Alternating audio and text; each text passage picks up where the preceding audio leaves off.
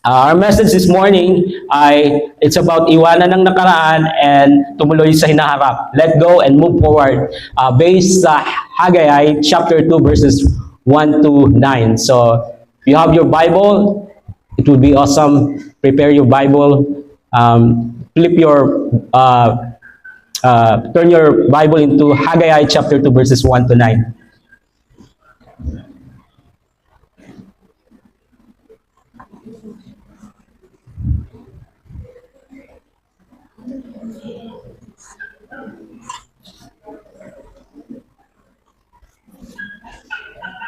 Nandiyan na po kayo? So, ang mensahe ngayong umaga ay madalas na naririnig natin sa maikling salita at ito ay ang praise na mag-move on ka na. Maraming mga tao ngayon hindi pa rin nakaka-move on sa past nila. Ang mga experience nila in the past, maaaring magdala ng magandang memory at nag-encourage sa kanila, nakakapagpalakas ng loob. But maaaring din itong maging burden sa ating buhay. Those bad experiences sa past na pwedeng bumalik-balik at gumugulo sa ating isipan. Even ang mga magagandang memory po, maaaring maging masakit dahil as you remember those good memories, good experiences, mayroong regret. Kasi sa mga maling desisyon mo, naalala mo, kung ginawa ko lang sana yon. So may mga regret. So, naalala mo rin ang mga pagkakataong nasayang dahil sa maling maling desisyon. May mga tao din na ayaw balikan ang past. Samantalang iba naman, they continue to live sa nakaraan nila. All of us ay may nakaraan. And to honor God sa ating kasalukuyan na buhay, kailangan natin matutong tingnan ng tama ang ating nakaraan. May tamang pananaw. And it's not always easy po, pero napakahalaga na mamuhay tayo ng ayon sa kalooban ng Diyos. Now, noong panahon ni Prophet Haggai, let me give you the background.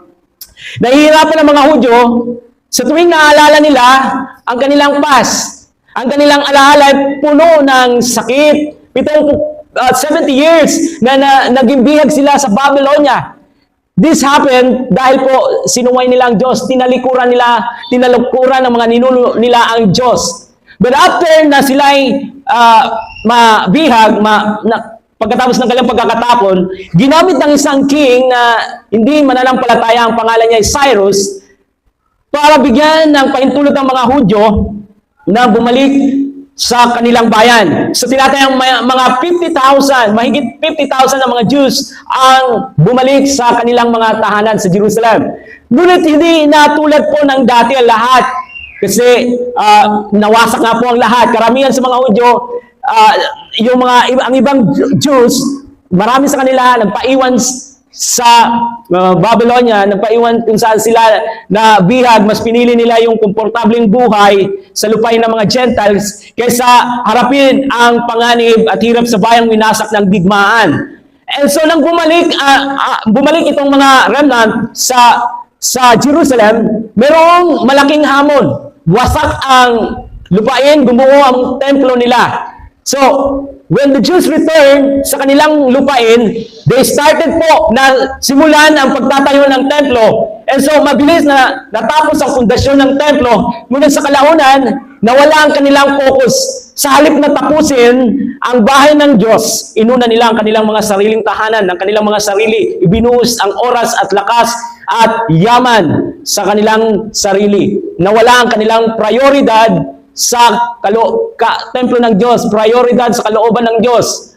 And walang masama na ayusin ang sariling bahay o magtrabaho para sa pangangailangan ng bawat isa. Pero ang mali ay ang ilagay ang Diyos sa hulihan. Mali na isantabi ang Diyos. Mali na pangalawa lang ang Diyos sa buhay natin.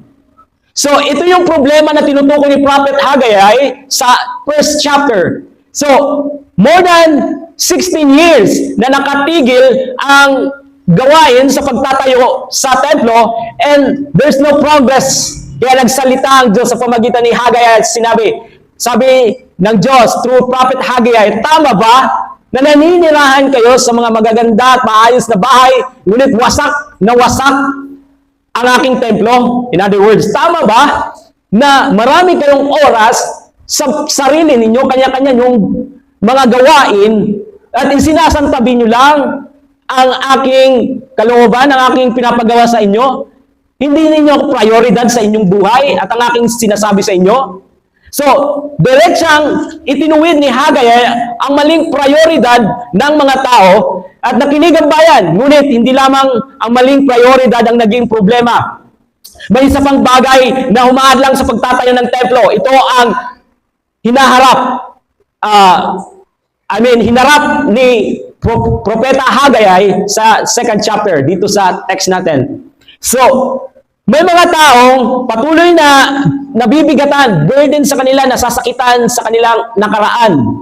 Hindi lamang ang kanilang mga kasalanan na nagpapahirap sa kanila, kundi pati ang mga pagpapalang minsang natamasa, ngunit nawala dahil sa maling desisyon. Pagkalipas ng 2 buwan ng pagtatayo, napansin ng mga tao na ang bagong templo ay malayo sa dating templo. Kinumpara nila, alam niyo yun, na kinukumpara mo ang dati sa ngayon. So habang nagpapatuloy sila sa paggawa, sa pagtatayo ng templo, lalo nilang naramdaman ang lungkot at sakit sa tuwing naaalala nila ang nakaraan at inihahambing nila sa kasalukuyan. So at this point, muling nagsalita ang Diyos sa kanila. Isang mensahe na mahalaga at napapanahon kahit sa atin ngayon. Ito ang mensahe ng Diyos para sa atin. Una, verses 1 to 3, iwanan mo ang nakaraan. Verse 1, noong ika-21 ng ikapitong buwan ng taon ding iyon, muling nagsalita si Yahweh sa pamagitan ni Propeta Hagay upang ipaabot ang mensahe ito kay Zerubabel, na gobernador ng Huda, at kay Josue, na pinakapunong pare, gayon din sa buong sambayanan. Sino sa inyo ang nakaalala sa maringal na kaningningan ng naunang templo? Maihahambing ba ninyo ang kagandahan noon sa itsura ng templong ito ngayon? Wala itong sinabi sa naunang templo. Before na magpatuloy po tayo, iyuko po muna natin ang ating mga ulo at manalangin po tayo. Panginoon, sa umagang ito, maraming salamat na kasama ka namin ng iyong presensya.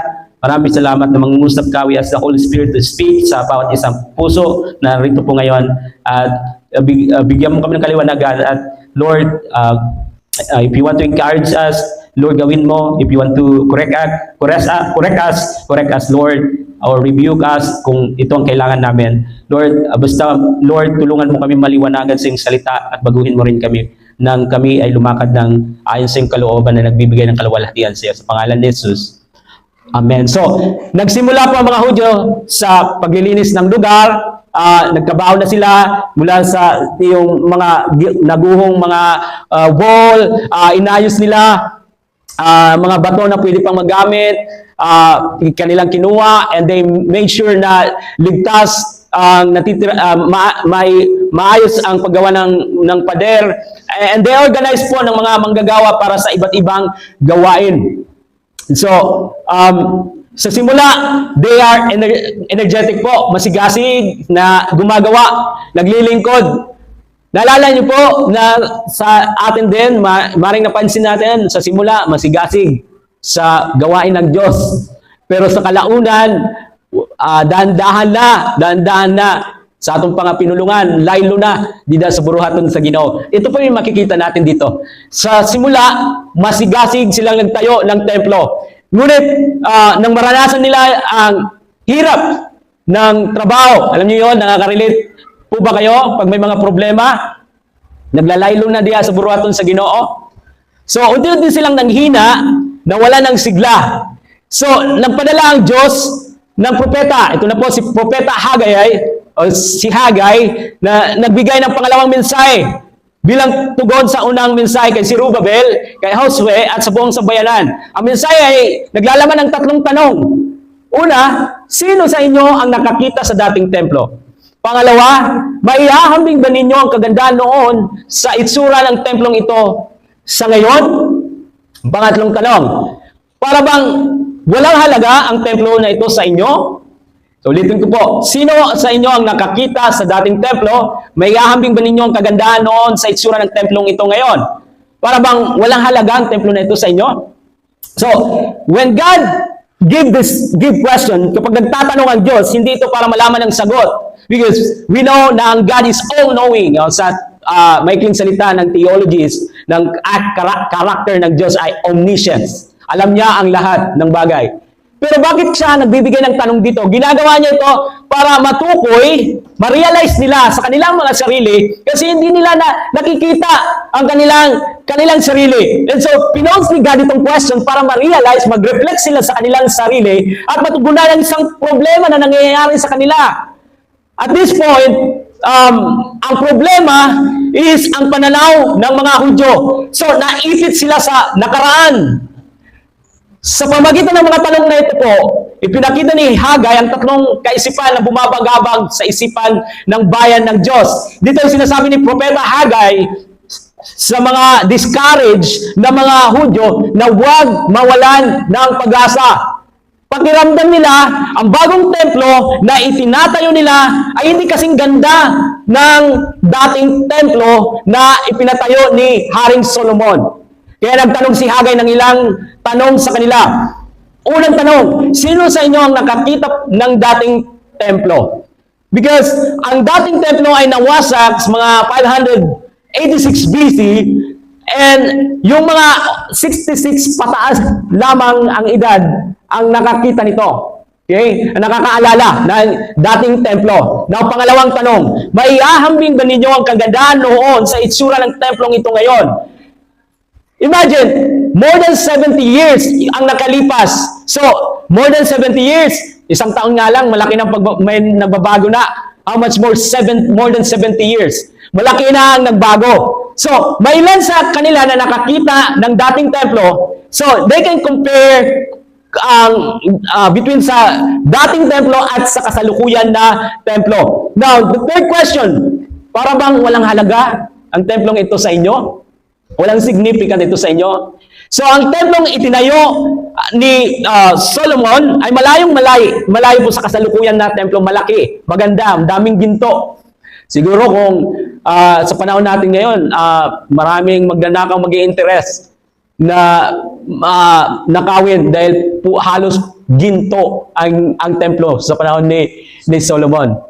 At kinumpare nila hindi kasing gandahan ng templo ang kasalukuyan ngayon sa dating templo. So, bakit ibinigay ang mga tanong nito?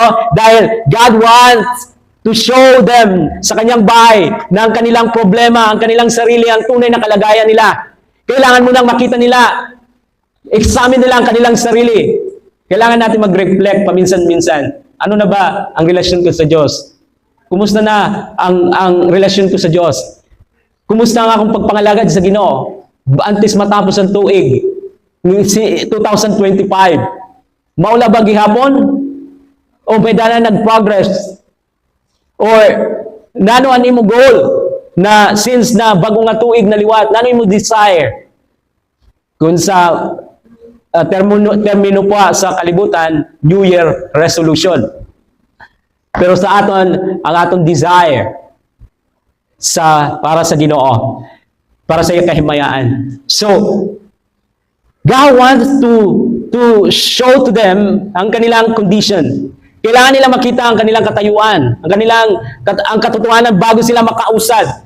And maaaring sa past ay may magagandang mga pangyayari, sa past ay or may mga masakit na nangyari, may mga hirap at pagsubok, but remember, past is past. Ulitin ko po, ang nakaraan ay nakaraan. Tapos ng nakaraan at hindi mo na ito mababago. Kaya hindi tama na manatili tayo sa nakaraan. Narito na tayo sa kasalukuyan, babalik pa tayo sa nakaraan. So, alam ni Hagay na may ilan sa kanyang mga kababayan na hirap bitawan ang past. So, habang lumilipas ang panahon, mas lalo nilang naisip na ito yung iniisip na mas maganda noon kaysa ngayon. Alam niyo yun, experience. Mapipasad to kaysa sa yana. Palanging bumabalik sa nakaraan. Paglipat natin ng 26, maraming mga tao pa rin bumabalik sa 2025.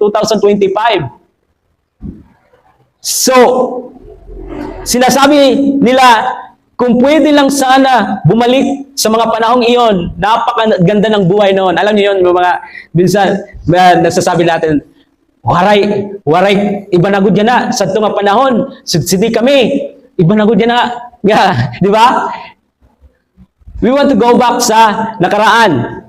But God doesn't want you na mamuhay sa past, bumalik sa nakaraan. Una sa lahat, hindi naman talaga ganoong kaganda kung babalikan natin. Sinasabi nila mas maganda noon. Kung babalikan natin ang history, hindi naman talaga ganoong kaganda ang nakaraan sa iniisip nila dahil nakalimutan nila, yes, may magandang templo, malaki, pero grabe din ang kanilang paghihirap dahil ang buwis para maipatayo ang templo at matugunan ang karangyaan ni Solomon sa pilitang paggawa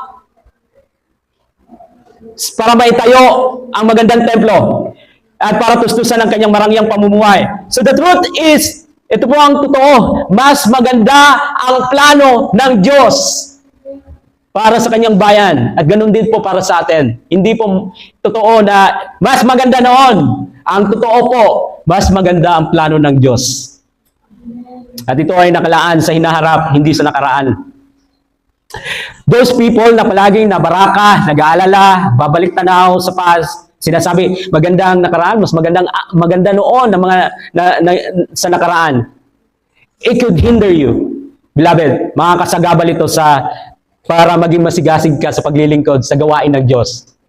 Kaya diretsang hinarap ni Hagay itong mga discouraged na mga tao, kanyang bayan, at ipinakita sa kanilang kalagayan ng katotohanan. So it is true. It is true. Yes, it is true na hindi kasing ganda ang templo kung ikukumpara ang kasalukuyan sa dati. Pero sa pangatlong tanong ng Diyos, ito ba'y hindi mahalaga? We know na mahalaga ang templo ito. Kahit hindi kasing ganda ng dating templo. Hindi ito sa itsura, kundi sa kahulugan. Gaya ng pagpili ng Diyos, di ba, sa mga servant. Di ba si David, paano ba pinili si David? Kung naalala nyo, nag-anoint si Samuel, ang iniharap na ang mga kalalakinan muna yung mga kapatid ni David ay mga maskulado, pogi. Hindi naman ibig sabihin na hindi ginagamit ng Diyos sa mga pogi, ano? Kasi pag nagpapatuloy ka sa Panginoon, pag nagtitika pogi ang imong spiritual, ikaduha na lang ito, nga appearance, ano, labaw sa tanan ng imong spiritual. Pero if we go back sa story, di ba, like sa pagpili ng Diyos sa servant, di ba, hindi yan. So iba yung standard ng tao, iba yung pag-standard ng Diyos. Tumitingin, sabi doon, naalala nyo, tumitingin ang Diyos hindi sa palabas na anyo, kundi sa puso ng tao. Tama po ba ako kung nagbabasa kayo, naalala nyo? So, yan ang sinabi ng Diyos. But hindi ito sa itsura, kundi sa kahulugan. It is the house of God, bahay ng Diyos. It is the place na kung saan ang lugar ng pagsamba at paghahandog. So, we are encouraged, God encouraged us dito po, na bitawan natin ang nakaraan at huwag manatiling nakatali rito. In fact, sinabi sa Isaiah chapter 43 verse 18 and 19, verses 18 to 19, ito ang sabi niya, ilibing mo na sa limot at huwag mo nang alalahanin pa ang mga nangyari noong unang panahon. Masdan mo ako ay gagawa ng isang bagong bagay. Ito'y nagaganap na. Hindi mo pa ba makita? Gagawa ko ng isang daanan sa gitna ng disyerto at magkakaroon ng ilog sa lugar. So, sabi niya, ilibing mo na sa limot ng nakaraan. Pero pastor, nasaktan ako ng taong ito. Masakit ang ginawa niya. Then forgive. Patawarin mo na. Hindi ka talaga makaka-move on. Forgive them. So, kung palagi tayo nakatingin sa past, hindi natin makikita mga bagay na pwedeng gawin ng Diyos sa kasalukuyan. Now, pangalawa is mamuhay para sa Diyos sa kasalukuyan, verses 4 and 5. Basahin ko po. Gayunman, magpakatatag kayo. Patuloy ninyong gawin ang templo sapagkat ako'y kasama ninyo. Nang palayain ko kayo sa Ehipto, aking ipinangakong palagi ko kayong papatnubayan. Hanggang ngayon nga'y kasama ninyo ako, kaya wala kayong dapat ikatakot. So, ang unang hakbang is to live the past. At ngayon, ang ikalawa ay mamuhay sa kasalukuyan para sa Diyos. So, in-encourage ni Hagay ang kanyang mga kapwa Hudyo na to focus sa Diyos. Hindi sa alaala ng nakaraan, kundi sa realidad ng kasalukuyan, kasamang lahat ng challenges. Pero ang tanong, paano tayo mamumuhay para sa Diyos sa gitna ng kahirapan, mga problema, mga challenges? Ayon kay Haggai, may dalawang bagay na makakatulong sa atin na dapat nating alalahanin. Una, dapat nating alalahanin na kasama natin ang Diyos. You see, this year na may transition from 2025 to 2026, ito ay promise ng Diyos na dapat natin alalahanin. Nakasama natin siya. Verse 4, tingnan nyo, sapagkat ako'y kasama ninyo. So ito ay isang katotohanan na it should encourage us. It should encourage you. Though na palaging palipat-lipat, pabago-bago ang number ng taon, pero ang Diyos ay nananatili sa atin. Sinasamahan tayo palagi. And that should encourage us, church. Kahit na may mga problema, kahit na may mga challenges. Hindi po ba? Naalala niyo yung kwento ng kasama ng Diyos, kasama ng mga disciple ang si Jesus sa boat, and then may dumating na bagyo. Nakalimutan nila kung sino ang kasama nila. So what happened? Nagpanic sila. And they told Jesus, wala ka bang pakialam, Lord? And pagkatapos ay anong ginawa ni Jesus? Pinatigil niya ang bagyo, ang mga problema sa buhay mo. This year, 2025, and sa mga nakaraang mga taon, nakita mo ang kadakilaan ng Diyos. But never forget, ayaw kalimti. Nga kaupod ni mo ang Ginoo, kung kaupod ni mo ang Ginoo, palalampasan mo ang tanan. Makakaulpot ka dito, makakatabok ka gihapon. Knowing nga kaupod natin ang Ginoo. Amen? So, this should encourage us. Nagpapatatag po ito. Nakasama natin ang Diyos. Verse 4, sabi dito, gayon man, magpakatatag kayo. Patuloy ninyong gawin ang templo. Bakit tayo magiging matatag? Sapagkat ako'y kasama ninyo. Isn't it encouraging po sa atin? Isn't it nag-encourage po ito ngayon sa inyo? Amen? So, another thing is, maliban sa nagpapatatag sa atin, na maging strong tayo, lakasan ng loob natin, is another thing, second thing is, nagkakaroon tayo ng inspiration, sigla at lakas sa paglilingkod sa pagpapatuloy. The presence of God gives us inspiration, motivation, sigla at lakas sa ating pagpapatuloy. Siya ang dahilan kung bakit ka nagpapatuloy sa kabila ng mga pagsubok. Make sure na siya ang dahilan kung bakit ka naglilingkod sa Diyos. Make sure na siya ang dahilan kung bakit ka pumupunta sa simbahan. Make sure na siya ang dahilan kung bakit ka ginagawa mo mga bagay dahil para ito sa Panginoon. Minsan, we think na sumuko na. We are discouraged minsan, huminto sa gawain, sa kalooban ng Diyos. And we hear from others. Ito pa, minsan nakakapag-discourage sa atin is, kapag nakarinig tayo sa iba, mas maganda pa noon. Nagbibigay ng comparison. Or maybe, mismo sa iyong sarili, ikaw mismo nakakaisip na ikumpara ang past sa kasalukuyan. Or sinasabi mo, meron pa bang patutunguhan itong ginagawa ko? May silbi ba ito? And bakit kailangan ko pang magsumikap? Bakit kailangan ko pang magpatuloy? But kapag binigyan tayo ng gawain ng Diyos, I want you to hear this. Kapag binigyan tayo ng gawain ng Diyos, tungkulin natin gawin ito at ipagpatuloy hanggang matapos. Hindi tayo dapat maganda sa pagsisimula. Dapat tinatapos natin. So, minsan na babahala tayo or inisip natin, meron pa ba itong resulta na ginagawa ko? Si God ang bahala sa resulta. Ang sa atin is to be faithful, maging matinumanong diha sa Ginoo. Maaaring may mga loved ones, mga mahal mo sa buhay, asawa, anak, or magulang na hindi pa nakakakilala sa Panginoon. And matagal mo na silang binabahagian, pinagpipray. And you thought, para bang wala naman nangyayari. And so, nakita mo, dahan-dahan ka na, hindi ka na nagsishare, nangihina ka na, kasi parang wala namang patutunguhan. So, sinasabi sa atin ni God ngayon, be strong, continue, pagpatuloy ang iyong ginagawa sa kalooban, para sa kanyang kalooban. So, the same sa sinasabi sa panahon ni Haggai sa mga bayan ng Diyos, Ito rin yung sinasabi niya sa atin. Magagawa natin ito. Alam mo kung bakit? Bigit kasama mo ang Diyos. Kasama natin ang Diyos. Siya ang bahalang resulta. For you, ang part mo is to be faithful. To be faithful. Now, the second thing na dapat natin alalahanin is ang kanyang katapatan. Verse 5, tingnan nyo. Kanyang katapatan. Nang palayain ko kayo sa Ehipto, aking ipinangakong palagi ko kayong papatnubayan. That is His promise, ang kanyang tipan.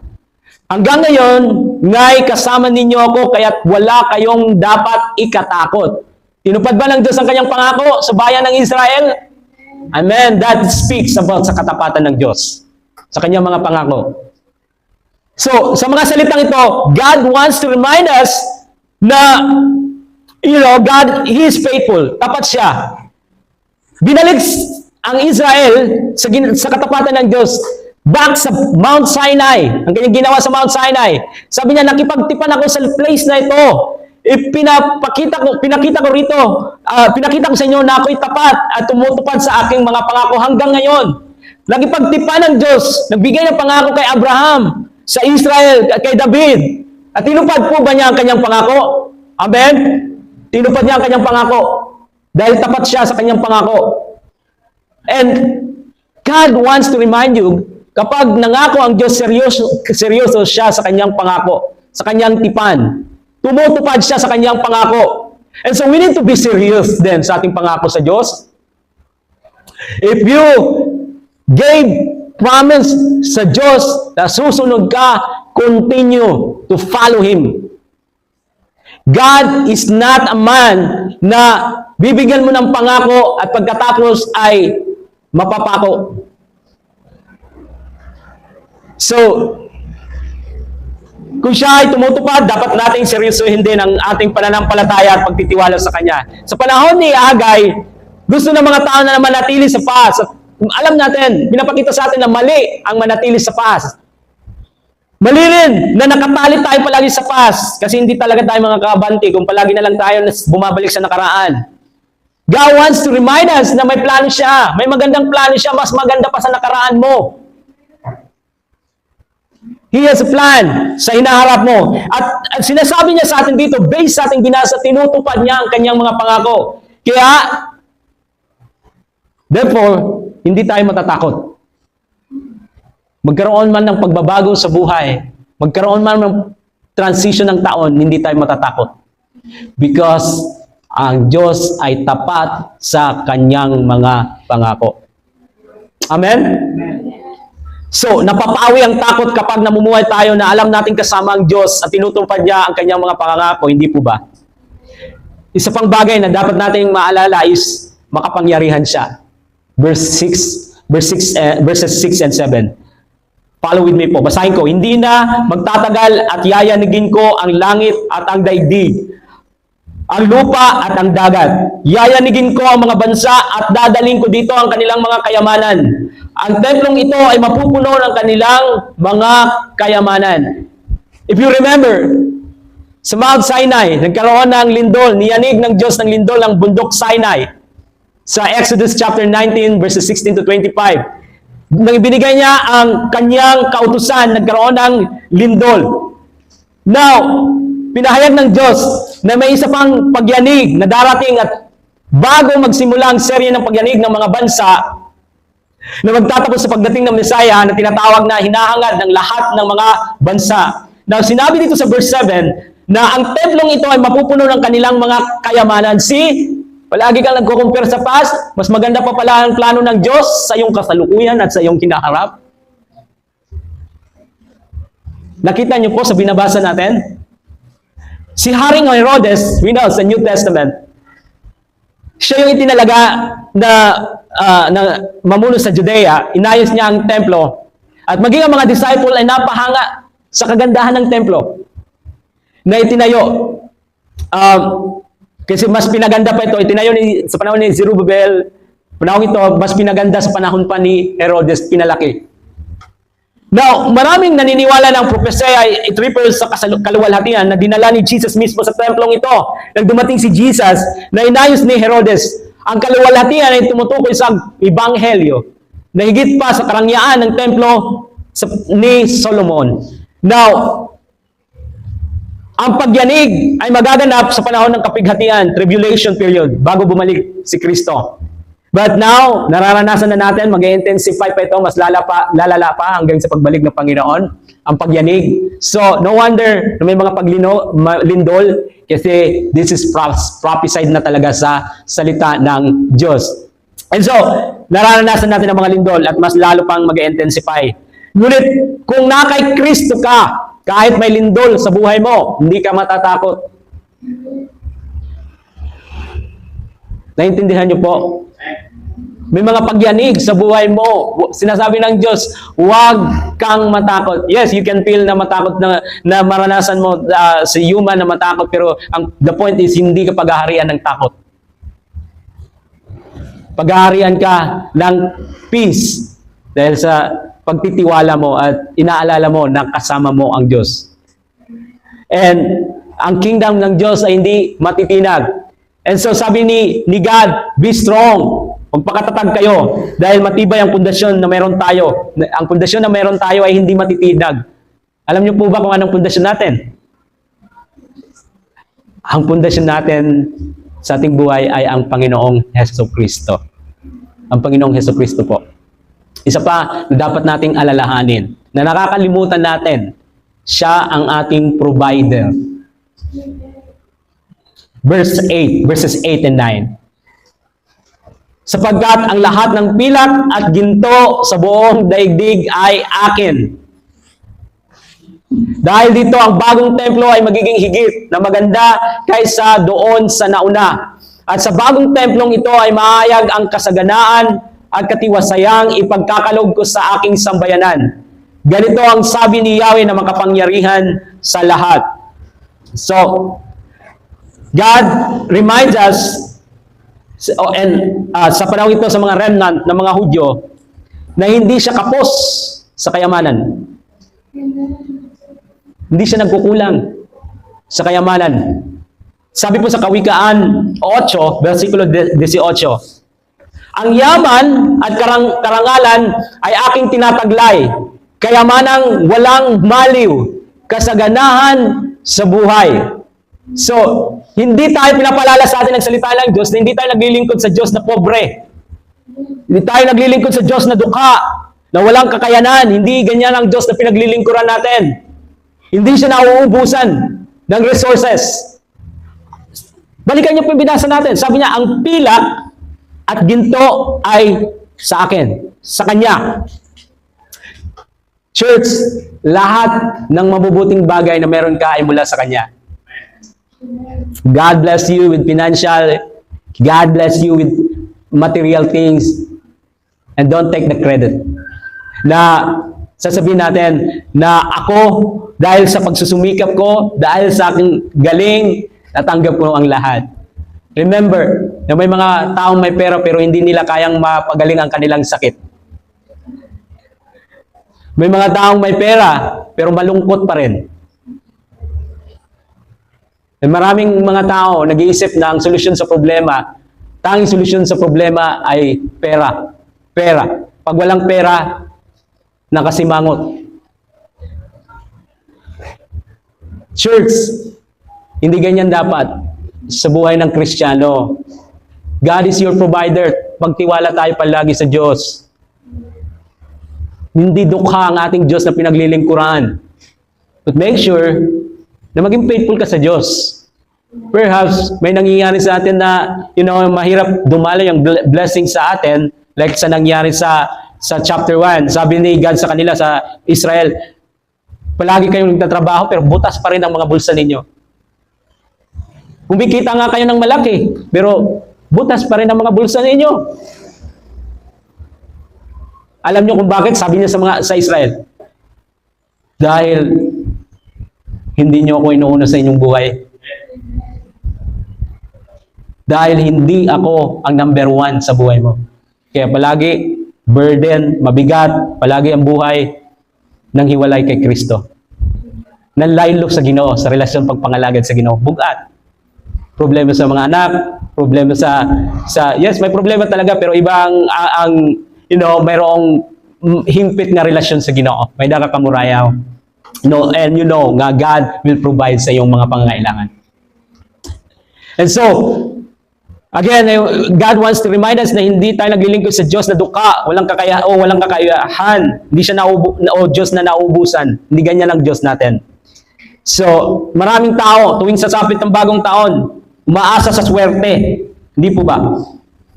Nagsusuot ng pampaswerte, gumagawa ng iba't ibang bagay para magswerte sa 2026. Maglalagay ng itlog sa bigas, ganyan ba, mga pampaswerte.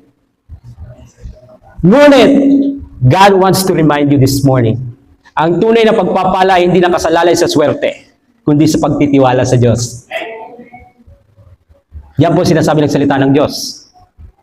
Maraming mga nagsusot ng swerte, hindi sinwerte. Pero naluloko pa rin tayo. Bibili lang mga sinusuot sa pungsyoy na maring isuot, ginagawa every New Year. Pero wala pa rin asenso sa buhay. Because ang totoo, pinaalala sa atin ng ating blessing nakasalalay sa Diyos. Hindi sa mga pampaswerte. So, again, may I remind you, church, ang tunay na pagpapala hindi nakasalalay sa swerte. Kahit pa magsuot ka ng madaming pampaswerte sa buong katawan mo, pero tandaan mo na ang blessing ay nagbumula sa Diyos, hindi sa pampaswerte ng mga bagay. And hindi po sila nakakaalam ng iyong kasalukuyan. Hinaharap, mangyayari. Ang nakakaalam po ang Diyos. Kaya maraming mga tao naluloko dahil hindi alam ang salita ng Diyos. Palaging nakatali sa tradisyon, gaya ng mga religious leader nakatali sa tradisyon. Hindi nila alam kung ano ang sinasabi ng salita ng Diyos dahil wala silang relasyon sa Diyos. So again, ang pagpapala ay hindi nakasalalay sa swerte. Tandaan ninyo, bagong taon, sa sinasabi ng iba, magpaputok ka para magswertehin ka sa bagong taon. Hindi nakasalalay ang swerte ang pagpapala sa swerte, kundi sa pagtitiwala sa Diyos. Am I correct o am I right po ba? Tama po ba? Both. Praise the Lord. So, ngunit, maaring you are thinking, bakit hindi niya ako binibigyan ng pilak o ginto? Pilosopo ba? Pagkuhan sa pulong sa Ginoo. Kung sa kanya ang pilak at ginto, bakit hindi ako binibigyan ng pilak at ginto, pastor? This is God wants you to hear. Ang layunin ng Diyos ay bigyan tayo na hindi tayo bigyan out of our greediness. Ang layunin ng Diyos ay bigyan tayo ng tunay na yaman. Tunay na yaman. Yaman na panghabang buhay ang halaga. And I want you to be reminded na tinutugunan ng Diyos ang ating pangangailangan, hindi ang ating kasakiman.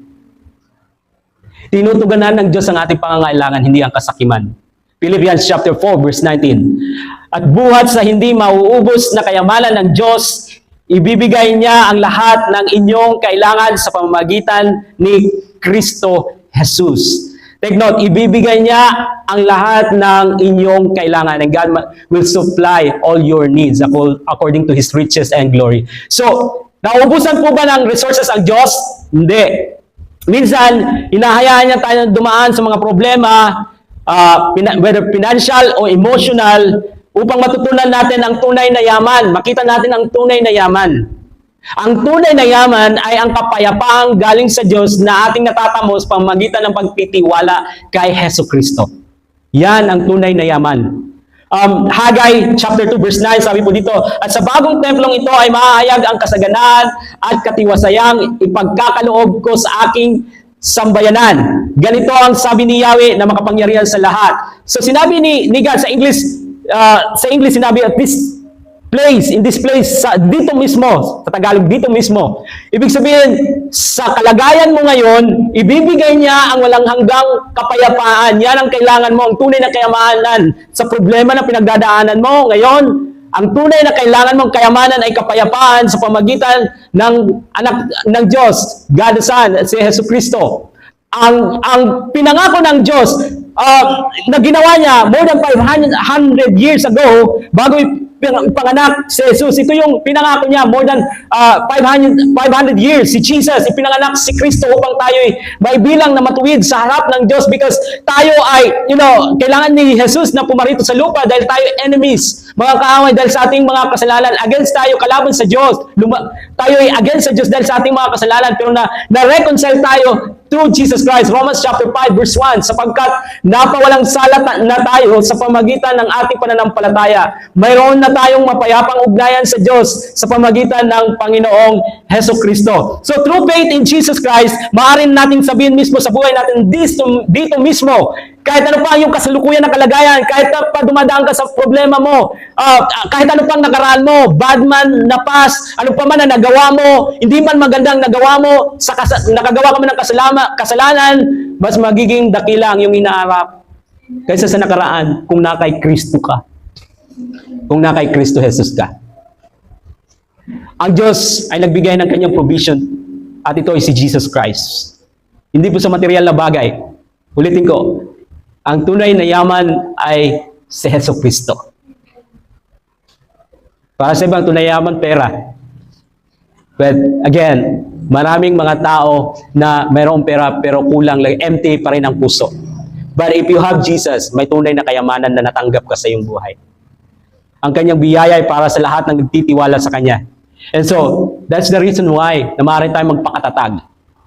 We should be strong dahil si Kristo ang ating katwiran. Siya ang provision sa ating buhay. Siya ang pinakamahalagang kayamanan sa buhay natin, si Hesus Kristo. In conclusion, dahil kasama natin ang Diyos, beloved, dahil kasama natin ang Diyos, tapat siya sa kanyang mga pangako at makapangyarihan siya, hindi niya tayo pababayaan. There's full of hope at liwanag sa ating hinaharap. Hindi ang nakaraan ang naglalarawan sa kung sino ka. Hindi ang pasmo ang naglalarawan sa kung sino ka, kundi ang ginawa ni Hesus Kristo doon sa cross ng Kalbaryo. Ang mga nakipag-isa kay Kristo ay may magandang hinaharap na inilaan ng Diyos para sa kanila. May magandang hinaharap para sa mga nagtitiwala sa Panginoon. And so the encouragement for us here is continue pangalagad sa Ginoo. Continue buhata ang gimpapabuhat sa Ginoo sa imong kinabuhi. Ayaw tuguti nga mga problema makapagpaundang sa imo sa pagpangalagad pagsunod sa Ginoo. Continue. Alam mo kung bakit? Marami pang magagandang bagay ang darating sa iyong buhay. May magandang hinaharap sa mga nagtitiwala sa Panginoong Hesus Kristo. Let me close this sa pamagitan po ng pagpapatunay sa salita ng Diyos. Pagpapatunay gamit ang salita ng Diyos. Philippians chapter 3 verses 13 and 14. Philippians chapter 3 verse 13 and 14. Sabay-sabay po tayo kung nakikita nyo po. Basahin po natin ng malakas. Mga kapatid, hindi ko pinapalagay na nakamit ko na ito. Ngunit isang bagay ang ginagawa ko. Habang nililimot ko ang nakaraan at sinisikap na marating ang layuning nais kong makamtan. Nagpupunyagi ako patungo sa hangganan upang makamtan ang gantimpala ng pagkatawag sa akin ng Diyos sa pamamagitan ni Kristo Jesus, ang buhay na nasa langit.